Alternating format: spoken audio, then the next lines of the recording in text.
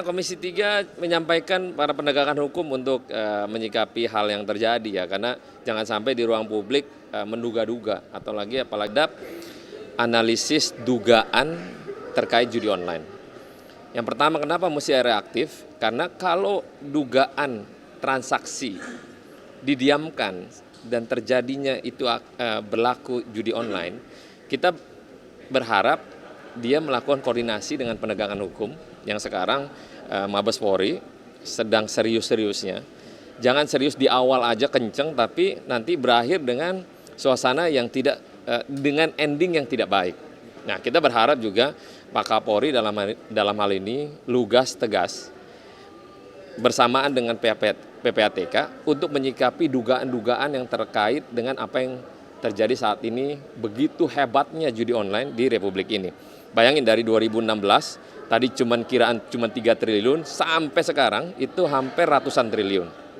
Nah, jadi saya minta tadi ada dugaan terkait transaksi, PPATK ini agak reaktif dengan penegakan hukum untuk menyikapi hal terkait untuk bisa diblokir segera mungkin. Jadi kalau udah kelihatan dugaan transaksi itu judi online, langsung aja blokir. Bagaimana caranya? Silakan berkoordinasi dengan penegakan hukum. Dan kita berharap tahun depan apa yang dilakukan oleh PPATK dengan Mabes Polri saat ini dalam proses penegakan hukum, tahun depan dia agak turun. Kita berharap dia turun, tidak lagi 400-an triliun, mungkin puluhan triliun. Tapi kalau hilang sebegitu cepat itu impossible. Tapi kita berharap tahun depan transaksinya turun dan terus menurun. Kita berharap kembali ke 2016, paling cuma 2-3 triliun gitu. Tapi kalau menyikapi insiden yang terjadi di Komdigi tadi ada laporan juga dari di Kementerian Komdigi pasti sebenarnya mungkin sudah tercium baunya. Cuman kan belum pada titik kebenaran apa yang dilakukan para mereka yang melindungi judi online. Dan kan sebelumnya kan kemarin selalu menyampaikan kepada publik, Kominfo, ini kita situsnya tutup 100.000 website, ternyata website bukan judi online. Jadi semacam kayak framing, tapi bukan langsung judi online-nya. Nah, kita berharap nanti Bu Menterinya serius tentang terkait judi online ini. Jadi tidak hanya melaporkan, hanya bilang udah 1.000 kita tutup website. Tapi sekarang 1.000 beneran adalah websitenya judi online. Kalau PPATK-nya Bang? PPATK kan menyampaikan laporan dugaan terkait dengan aliran transaksi yang dilaporkan kepada pihak penegakan hukum.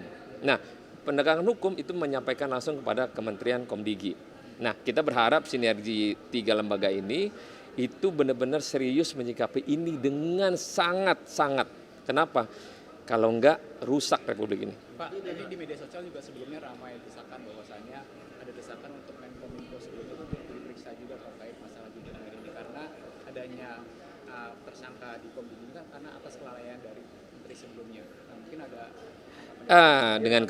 dengan menteri sebelumnya kan bisa saja orang menduga-duga, berarti lalai, bisa saja. Tapi kan bisa saja dia nggak tahu sama sekali.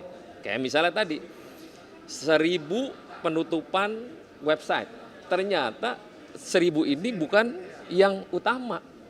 Jadi yang lain malah yang aman, yang ini ditutup. Nah, sekarang teknologi, mau buat lu matiin 1.000, dia akan tumbuh 100.000. Tapi bagaimana menyikapi ini, Bu Menteri Kementerian Komdigi, serius apakah yang dilakukan terkait judi online ini? Kita berharap kepada Bu Mutia serius menyikapi ini dan serius juga memberantas ini dengan seksama, tidak bisa habis tapi minimal memberantas pada hal minimalis agar tidak terjadi hal yang lebih drastis. tapi apa pandangannya Komisi 3 apakah perlu untuk memeriksa Menko?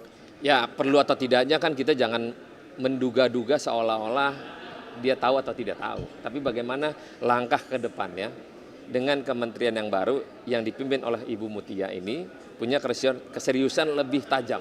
Jadi supaya nggak main-main, gitu. Bang, izin Bang soal politik dikit Bang, soal pilkada serentak katanya ada yang analisis yang bilang mesin partai di Kifrus untuk Jakarta nggak bergerak, makanya RK Suswono secara elektabilitas cenderung stagnan bahkan turun, itu betul? Ya, itu kan teman-teman bisa lihat ya, kita lihat nanti perkembangan 27 November bagaimana siklus ini terkait survei surveinya beneran atau tidak kita nggak tahu. Tapi ya mudah-mudahan memang Jakarta ini agak unik dibandingkan daerah lain. Yang disangka menang belum tentu menang, disangka kalah belum tentu kalah. Tapi ya itulah situasional pilkada khusus Jakarta. Ada yang bilang juga polisi pecah, itu gimana? Enggak lah, polisi mana bisa pecah ya, kesatuan ya nggak mungkin. Balik lagi ke yang komisi ini kan ada sekarang ini kan udah ada belasan pegawai yang ditangkap Polda gitu. Tapi sampai sekarang belum ada identitas yang dibongkar. Ada satu tapi baru inisial aja. Itu kenapa sih kenapa nggak dibongkar semuanya seluruhnya mereka siapa? Apakah ada dorongan untuk polisi? Mungkin nunggu momen kali. Karena polisi jangan sampai menginisialkan nama tapi belum pada kepastian hukum yang jelas. Mereka polisi juga hati-hati karena kalau sudah memunculkan nama itu adalah mutlak. Tapi kan sekarang pengen ngumpulin supaya inisialnya tertutup karena untuk menyambangi dengan para tindak pidana yang lain, orang-orangnya ya terutama. Saya rasa analisisnya begitu. Jadi nggak mungkin langsung diumumkan karena kalau diumumkan nanti agak aneh nanti. Mungkin itu.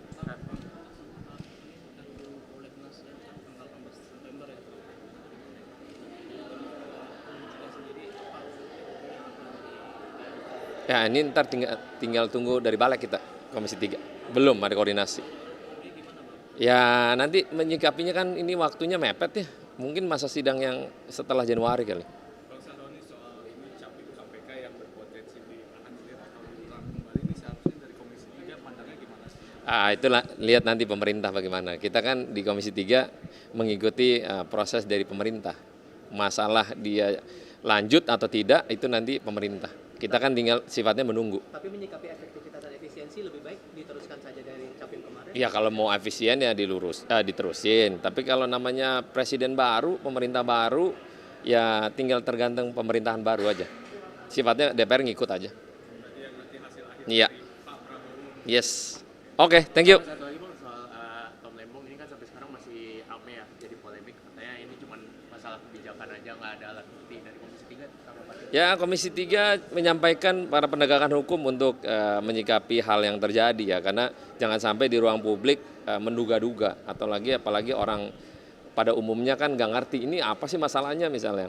Ya, sekarang pintar-pintarnya lawyer lah untuk membela Tom Lembong menyikapi dengan apa yang terjadi.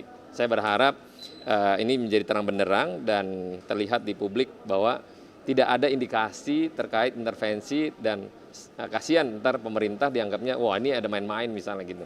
Kan kita nggak berharap begitu, kasihan kalau pemerintah dituduh-tuduh yang belum pasti dengan kepastiannya. Ya kita tunggu nanti proses selanjutnya. Tapi Abang melihatnya ada yang sumir tidak dari kronologi yang disampaikan terus terakhir kali disampaikan. Ya karena apakah perlu ada aliran dana baru kemudian disebut sebagai tindak pidana? Iya belum tentu juga, tapi kan semua kan tergantung dengan penegakan hukum. Bagaimana menyikapi proses yang terjadi sekarang. Dan kita berharap transparansi yang dilakukan oleh penegakan hukum ini adalah menindaklanjuti prosesnya.